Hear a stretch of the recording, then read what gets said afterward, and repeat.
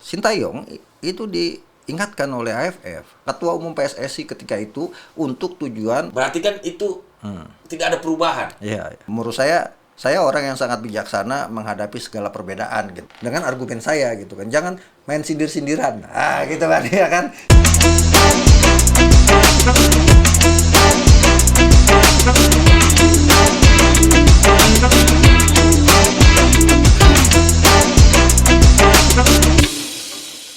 Oke, teman-teman, kali ini agak beda. Saya bukan membawa host, tapi ingin bukan berdebat karena di agama Islam tidak boleh berdebat, tapi memberikan pencerahan, punya penilaian sendiri, ya kan? Berdebat boleh, Kak. Tapi dengan cara-cara yang baik. Dalam Islam tuh boleh. Namanya jadal gitu kan. Jadal berdebat dengan cara-cara yang baik, tidak boleh caci maki, tidak boleh menggunakan kata-kata kotor. Gitu, nah, ini boleh. kan abang ini viral lagi nih, ya kan? Soal kemarin saya juga nonton di salah satu stasiun TV. Ya. Nah, saya juga punya penilaian sendiri, ya kan? Penilaian saya sebagai mantan pemain dan juga sekarang ambil lisensi sedikit. Nah, apa yang abang omongkan semalam itu sampai bisa viral itu? Loh, saya mengomongkan fakta padanya gitu kan, dan bahwa sekarang ini agak aneh kehidupan kita berdemokrasi gitu kan, apalagi dalam kaitannya dengan sepak bola gitu. Kenapa? Saya tuh ngeliput sepak bola dari tahun 98-an gitu. Dimana semua pelatih baik di klub, di tim nasional itu nggak ini dengan kritik gitu kan. Dan pasti akan dikritisi, apalagi tim nasional gitu. Semua dikritisi. Tapi sekarang ada sebuah situasi yang agak berbeda ketika dikritisi dianggap kita sebagai pembenci gitu. Karena padahal mengkritik itu bagian daripada rasa cinta. Nah, itu yang nggak dipahami banyak orang. Tapi kan kita tidak perlu menjelaskan itu bahwa ini bentuk cinta dan sebagainya. Kita nggak perlu menjelaskan karena orang kadang-kadang berpikir dengan persepsinya. Saya menyatakan bahwa gini, Sintayong itu ada hokinya. Dan itu fakta gitu kan. Setiap orang kan punya hoki, punya keberuntungan. Saya cerita tentang bagaimana Piala AFF U23. Saya pernah ngomong juga di tempatnya bareng kan, bahwa U23 kita U23 AFF nih. U23 AFF kita beruntung lolos karena yang pertama kita menang kalah 1-2 dari Malaysia, kemudian hanya menang 1-0 lawan Timor Leste. Yang lolos adalah ketika itu juara grup dan satu runner up terbaik. Nah, ketika itu kemudian di grup sebelah Myanmar lawan Kamboja seri. Seandainya di antara satunya itu menang, maka Indonesia nggak lolos gitu kan. Nah, itu bagian dari keberuntungan hoki. Yang kedua di Piala Asia. Ya kan, di Piala Asia kita juga hoki kan, kita cuma menang 1-0 lawan Vietnam, selebihnya kita kalah dari Irak, kita kalah dari Jepang gitu kan. Nah, sebelahnya Oman sama Kyrgyzstan seri. Kalau Oman sama Kyrgyzstan saling mengalahkan, kita nggak lolos gitu. Nah, itu bagian dari hoki, dan hoki di sepak bola itu ada gitu. Bukan berarti saya merendahkan kerjanya pemain gitu kan. Dan saya selama ini orang yang selalu membela pemain dianggap passing nggak bagus dan sebagainya, pemain yang dianggap nggak punya kemampuan, pemain lokal yang nggak dianggap punya kemampuan, selama ini saya bela semua gitu kan, karena menurut saya pemain itu punya kelebihan masing-masing dan harus dihormati. Kita tidak perlu mencaci maki berlebih. Bahkan ketika para pemain Marcelino dikritik dan sebagainya, kan saya turun membela paling depan gitu. Artinya saya mengkritisi sesuatu itu tidak dengan bahasa yang aneh-aneh lah sekarang. Dan saya tidak mau melihat bahwa seorang manusia itu didewakan gitu. Dalam konteks di TV One saya bilang, jangan sampai ada Fox STY, Fox Day. Suara STY, suara Tuhan. STY tidak boleh disentuh gitu. Dan sepanjang sejarah, misalnya saya jadi wartawan peliput, baru kali ini situasi yang terjadi bahwa pelatih itu tidak boleh disentuh. Padahal misalnya STY sendiri membuka ruang kritik gitu kan. Dan STY sendiri bahkan di Korea Selatan lebih kejam, di Korea Selatan kan, dilemparin bantal, dilemparin telur gitu kan. Di sini kan cuma kritik yang biasa saja. Nah, cuman apakah ada abang statement juga ST diganti? Apa? Ya, saya kan bilang kalau ST mau diganti gitu kan, momennya bukan sekarang karena nunggu Piala Dunia gitu kan. Piala Dunia masih ada, tapi kan semua soal masalah apakah ST atau diganti atau tidak bukan urusan kita, urusan ada di federasi kan. Kalau federasi mau mengganti ST saat ini, ya itu hak pelatih kan, hak federasi pengurus karena dia punya parameternya. Dan kalau saya katakan AFF gagal, ya memang gagal gitu. Nih, saya setuju dengan pendapat Bang Akmal. Nah, itu saya buat teman-teman jangan melihat siapa yang bicara. Tapi lihat apa yang dibicarakan. Kalau tahu benar ya kita bilang benar. Kalau salah ya kita salah. Saya sependapat. Saya punya penilaian juga. Ini beda, bukan lagi host dan ini. Jadi saya setuju bahwa Coach Sintayong AFF ini gagal.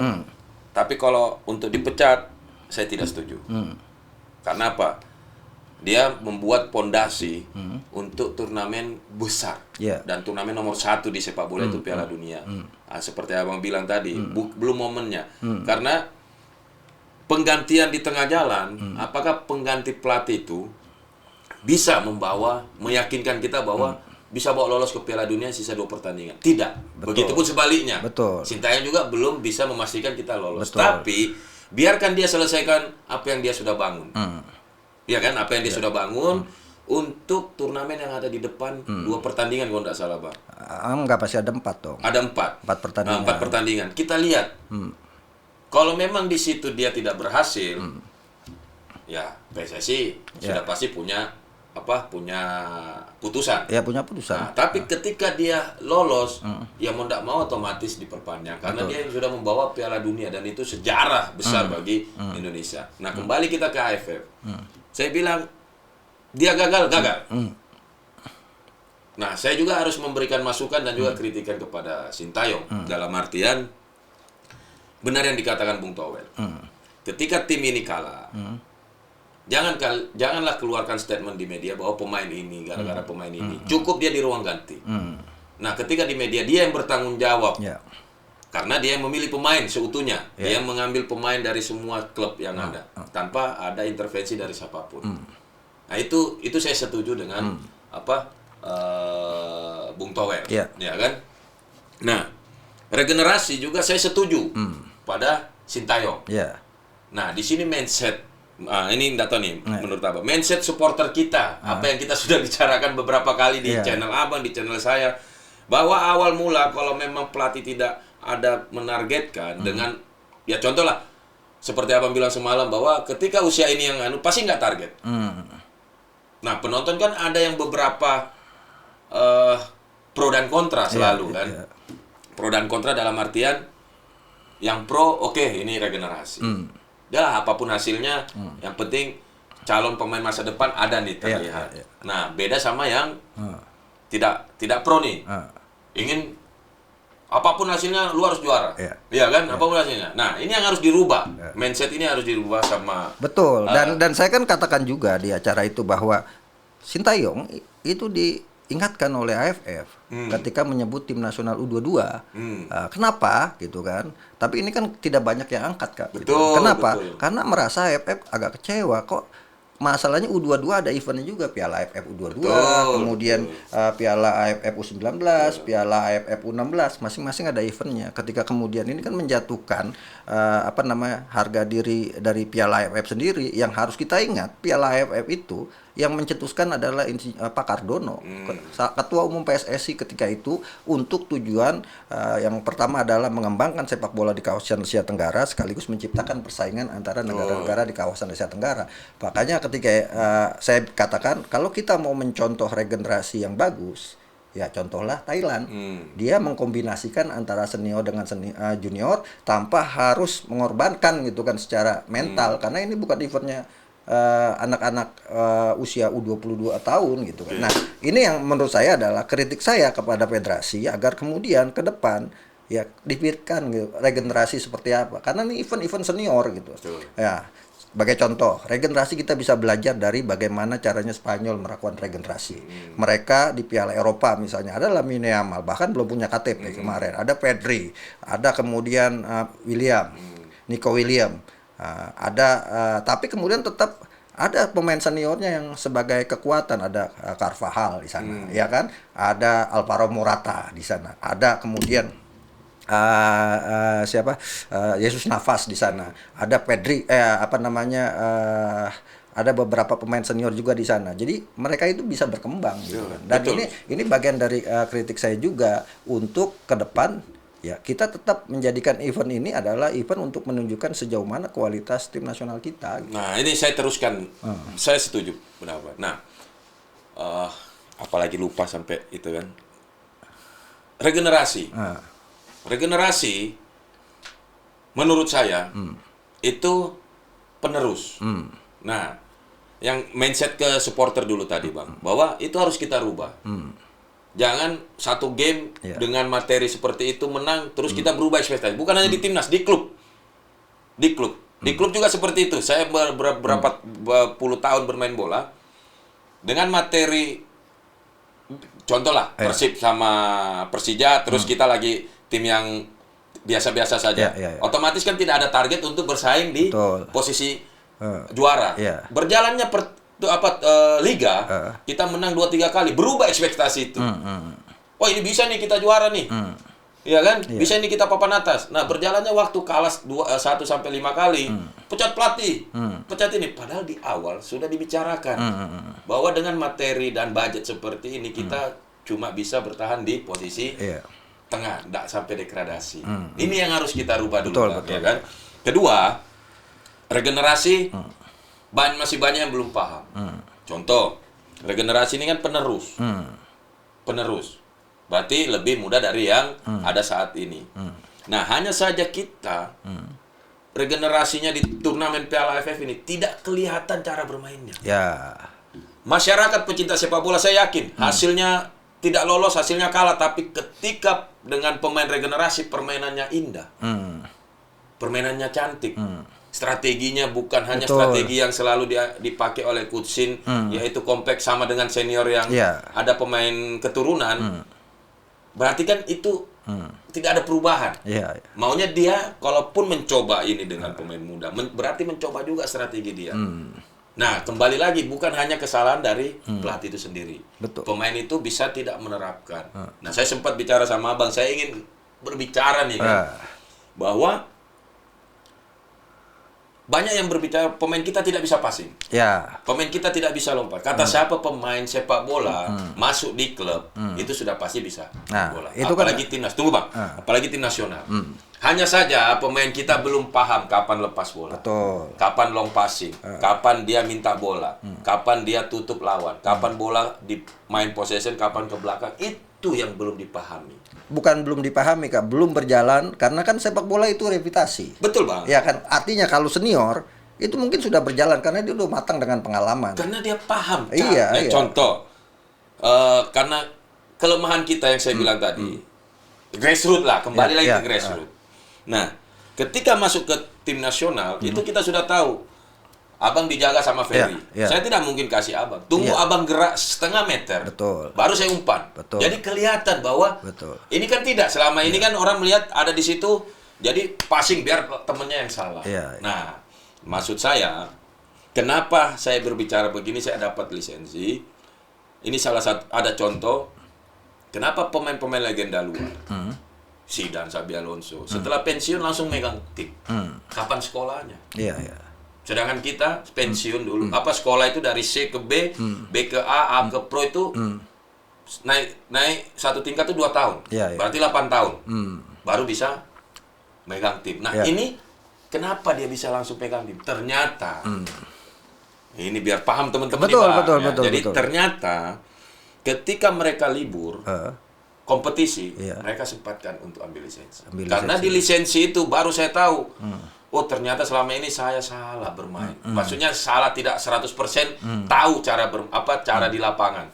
Nah, ketika kita sekolah ambil lisensi, itu kita yang disuruh jadi pelatih untuk memberikan instruksi itu salah apa tidak. Dalam pergerakan, dalam passing bola. Kenapa John Revan dia sudah B. Habis itu kita lihat dia cara bermain bagaimana. Karena dia sudah pelajari. Thailand Abang sebut. Bisa regenerasi bagus. Karena apa? Dia di sana sekolah sepak bola tidak ada, bahkan jarang. Tapi yang ada akademi. Nah, di sini kan harus diingatkan lagi, akademi sama SSB itu beda. Kalau kita kan SSB itu datang latihan pulang. Akademi ada sekolahnya. Ada mesnya. Jadi ketika dia habis teori praktek, makanya kenapa di usia menanjak masuk ke tim nasional usia 16 mereka sudah tahu. Bukan tahu caranya passing, tapi bagaimana dia bermain, tahu melepaskan bola di saat seperti apa. Itu yang jadi jadi kelemahan kita. Nah, di sini saya simpulkan bahwa Coach Shin AFF gagal. ya kan? Tapi kalau untuk dipecat, saya sependapat sama abang, tidak, karena kita masih ada yang di depan lebih penting. Itu sih, Betul, Bang. betul. Kecuali kemudian kan masalah saya katakan bahwa situasinya menggantung. Di satu sisi kita masih ada kualifikasi Piala Betul, Dunia ke betul, depan, betul. di satu sisi ini gagal gitu. Betul. Nah, sekarang gini Kak, kalau bicara regenerasi gitu kan. Dulu Boas, kurang muda apa Boas? 17 Betul. tahun dia membela Betul. timnas 2004. Ada Hamka Hamzah juga di situ, ada Samsul yang muda-muda, tapi dikombinasikan dengan pemain-pemain senior, akhirnya kelihatan. Dan saya juga pernah ngobrol kan, kenapa Rizky Ridho, kenapa Marcelino main bagus di tim nasional senior? Karena ditopang oleh pemain-pemain yang sudah matang dan pengalaman kan gitu kan. Artinya kalau bahasa ini anak pramuka disuruh jadi tentara kan susah. Dia kan harus pendidikan dulu. Kalau di kampus ikut tentara kampus gitu kan, kemudian ikut pendidikan militer dan sebagainya, baru naik jadi tentara pegang senjata. Nah, maksud saya ini bagian dari kritik saya agar ke depan kita kalau mau regenerasi jangan potong satu generasi, tapi harus ada proses. Apalagi ini senior. Kalau junior kan ada eventnya masing-masing gitu kan. Itu satu. Yang kedua yang juga ingin saya katakan bahwa kenapa kita kok terlalu tidak boleh mengkritik karena dianggap membenci dan sebagainya. Saya ingin mengedukasi sebenarnya gitu kan, tujuan saya bahwa tidak ada yang abadi dalam segala sesuatu gitu kan. Sekarang contoh, ya Mancini juara Piala Eropa dipecat juga gitu. Gus Hiding kasih prestasi luar biasa samanya dipecat juga kan gitu. Artinya dalam konteks pelatih profesional Sintayong juga memahami akan resiko itu semua gitu. Tapi kita nih terlalu membabi buta dan mendewakan seolah-olah tidak boleh disenggol dan ini menurut saya ini justru mengurangi kekuatan tim nasional kita. Kritik itu adalah bagian dari cinta. Dulu Gus Dur bilang gini, saya kritik Ibu Mega bukan karena benci sama Ibu Mega, tapi saya saya itu bentuk cinta saya. Jadi kalau orang cinta itu bukan serta-merta wah selalu sayang, selalu ini, tapi harus diingatkan. Mengingatkan itu bentuk dari cinta loh. Ini menarik. Karena kebanyakan pecinta bola kita, ketika orang, ya bukan abang ya, ketika orang kritik itu ujungnya pecat. Itu yang mungkin tidak diterima sama teman-teman pecinta sepak bola. Kalau kritik saya rasa paham, makanya di sini kita jelaskan. Dalam artian kita mengkritik, abang mengkritik, siapapun mengkritik, bukan berarti pecat. Betul dong? Kalau mengkritik pecat itu udah beda. Tapi kalau mengkritik untuk bahwa mengingatkan, saya rasa teman-teman cuman beberapa orang, ya kan, yang ada mengkritik, ujungnya pecat. Jadi itu mungkin akhirnya terbawa oleh teman-teman pecinta sepak bola kita, masyarakat kita. Akhirnya setiap orang mengkritik, semua dipukul rata bahwa yang pengkritik ini ingin mempecat. Itu kita juga teman-teman harus paham. Makanya kita bongkar di sini bahwa bedakan kita mengkritik untuk memberikan masukan, ya kan, mengingatkan, sama mengkritik yang langsung ingin menjudge pecat. Betul. Jadi kalau saya sih gini, kalau saya orang yang sangat demokrasi gitu. Orang mau punya pendapat A silakan, B silakan, tinggal bagaimana kita memilah. Kita kan misalnya suara seorang Akmal, siapa sih dia gitu kan. Tapi saya bisa menyampaikan pendapat, tapi kan hak pengambilan keputusan bukan di Akmal, ada di federasi gitu kan. Sekarang saya mau teriak pecat juga kan, kalau federasinya nggak pecat nggak jadi masalah gitu. Jadi menurut saya kita saling menghargai pendapat dan sebagainya, ya silakan argumentasi gitu kan. Dan saya senang itu. Jadi sekarang wah udah caci maki siapa lu gini terus saya suruh minta klarifikasi dan sebagainya. Buat saya gini, saya tuh terkenal dengan apa yang dikatakan oleh Ali bin Abi Thalib. Kamu tidak perlu menjelaskan dirimu karena yang menyukaimu tidak butuh itu, dan yang mencintaimu yang membencimu juga tidak butuh penjelasan. Yang mencintaimu tidak butuh penjelasan, yang tidak menyukaimu juga sebenarnya tidak perlu dijelaskan gitu kan. Jadi buat saya dari dulu orang yang selalu mengkritisi dari zaman siapa pelatih dulu timnas 96. Ya dari dulu kan? lah. Iya kan? Hamka kan tahu juga gitu kan, dan buat saya ini bagian dari peran saya untuk ikut mendorong sepak bola kita ke arah prestasi kan gitu. Tujuannya kan seperti itu. Yang menarik lagi Bang, Coach Shin kan hampir 5 tahun. Iya. Ini kan salah satu pelatihan terlama. Jadi saya sempat dengar pemain senior juga bahwa berikanlah kesempatan pelatih itu lama. Dan ini Coach Shin diberikan kesempatan membuat fondasi dia. Dan ini ada jalan. Betul. Ada hasil yang sampai round ketiga ini kan. Round berikutnya kalau otomatis alhamdulillah kita lolos Piala Dunia.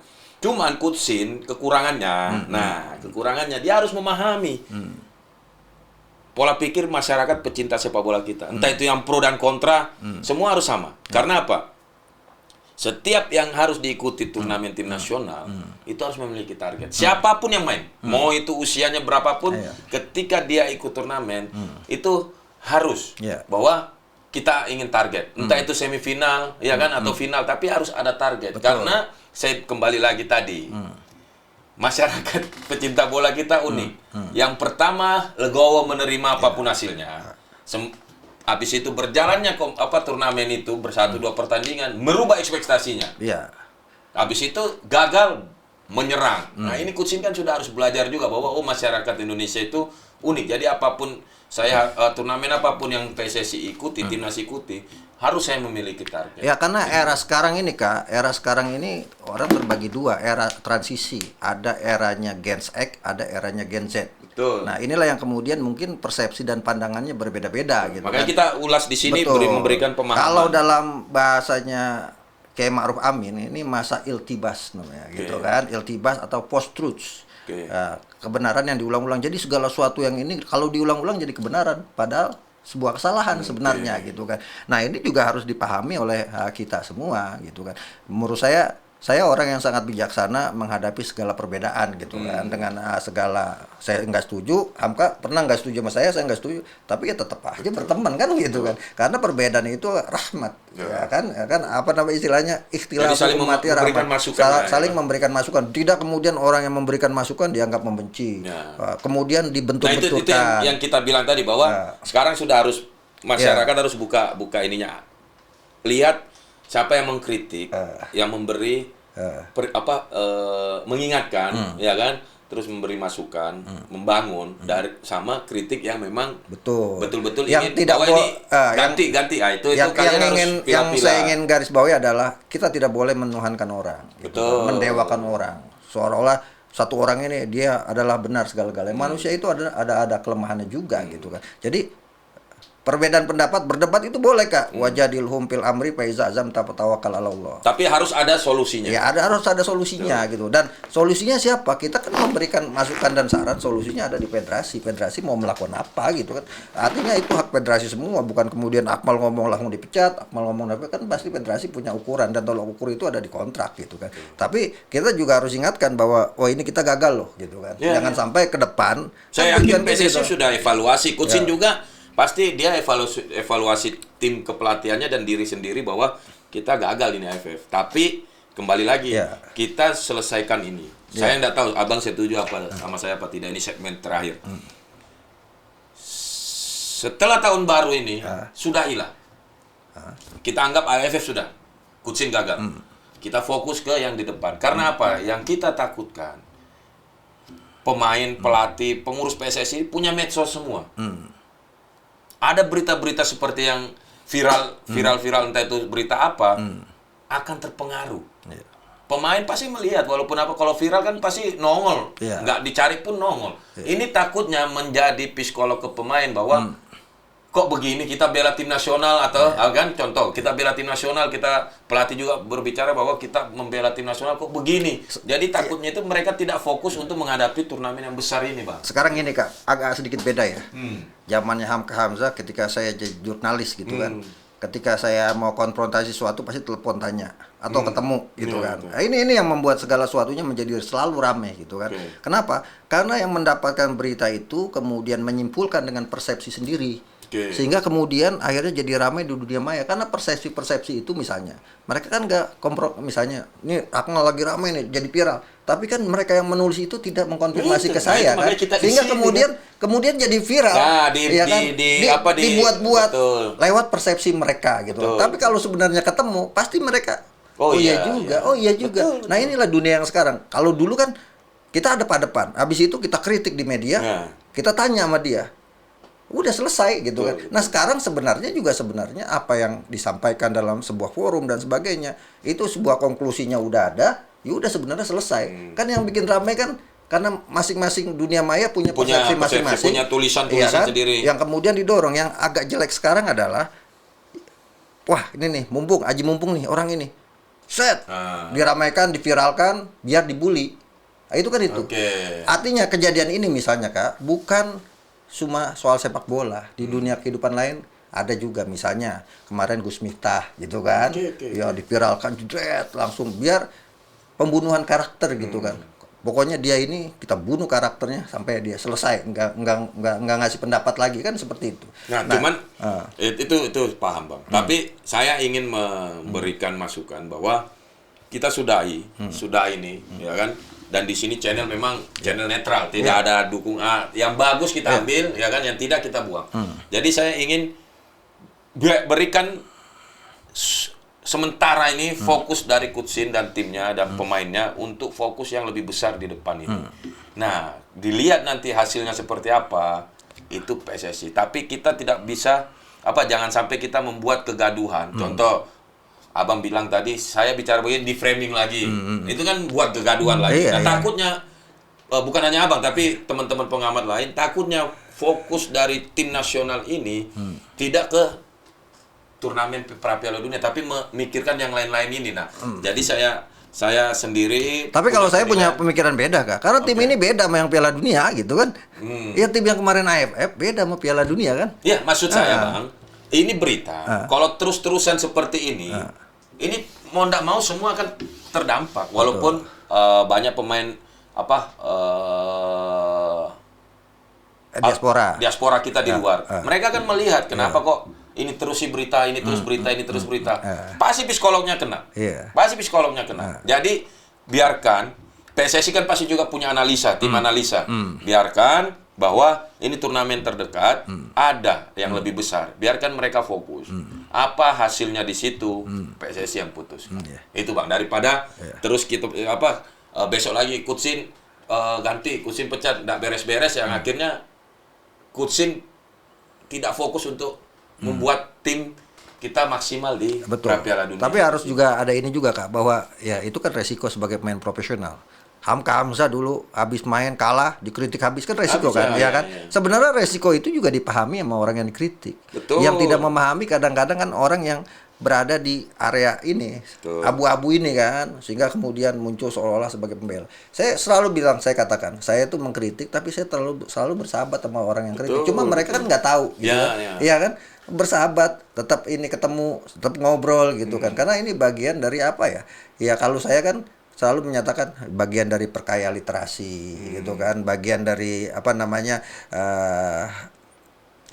edukasi dan sebagainya, sehingga kemudian ya karena sekarang orang punya persepsinya masing-masing, ya menurut saya ya hak masing-masing. Tapi menurut saya yang paling penting adalah gini, kita harus mengkritik dengan argumen gitu kan. Sama seperti halnya misalnya saya sekarang lagi dikritisi dan sebagainya, pakai argumen aja gitu, pasti saya akan jawab juga gitu kan, dengan argumen saya gitu kan. Jangan main sindir-sindiran. Gitu kan, ya kan. Nyindir sana, nyindir sini. Nah, makanya itu saya ambil kesimpulan. Nah, ini bicara sekali lagi biar ini soal hoki gitu kan. Oke, nah soal hoki. Hoki. Banyak juga yang pendapat Akmal juga benar. Emang kita AFF U23 hoki, UFF ya. Hoki. Piala ini hoki. Ya kan hoki itu juga pernah dirasakan juga, misalnya kehokian itu pernah dirasakan misalnya mungkin bahasanya kali ya, harusnya keberuntungan ya kan. Iya, bahkan dalam agama ada ulaika humul muflihun ya. Semoga kita termasuk orang-orang yang hoki. Yang beruntung, gitu kan, yang beruntung ya kan. Ya kan hoki itu beruntung gitu. Dan keberuntungan itu juga harus ada, bukan berarti saya melemahkan apa yang Sintayong ini hanya modal keberuntungan, bukan. Sintayong butuh keberuntungan. Dan beberapa kali kan saya bilang, kita harus kritik Sintayong karena ketika Sintayong kita kritik, keberuntungan muncul. Itu kan bagian saya dari dukungan bahwa saya ingin sepak bola kita berprestasi kan gitu. Tapi dalam arti keberuntungan Bang Akmal ini bukan keberuntungan yang tapi yang nggak pakai kerja, ya kan? Itu di luar konteks bahwa ketika Coach Shin terjepit, dia mengeluarkan semua kemampuannya. Nah, keberuntungannya itu ada datang juga. Jadi kita bisa. Jadi keberuntungan itu ya hasil kerja keras gitu. Kerja keras, bukan kemudian kita tidur simsalabim beruntung. Itu ini belum paham karena segmen di TV mungkin terbatas di sini.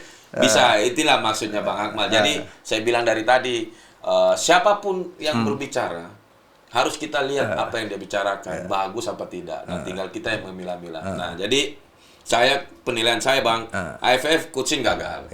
Tapi kalau untuk dipecat tidak, kita lihat, berikan kesempatan yang pondasi yang sudah dia buat untuk timnas ini sampai round 3 selesai. Apakah Indonesia lanjut otomatis lolos ke Piala Dunia atau terhenti? Nah, di situ baru keputusan ada di PSSI. Dan sekarang jangan kita menyerang PSSI, jangan kita menyerang sekarang kan ramai dibikin menyebar.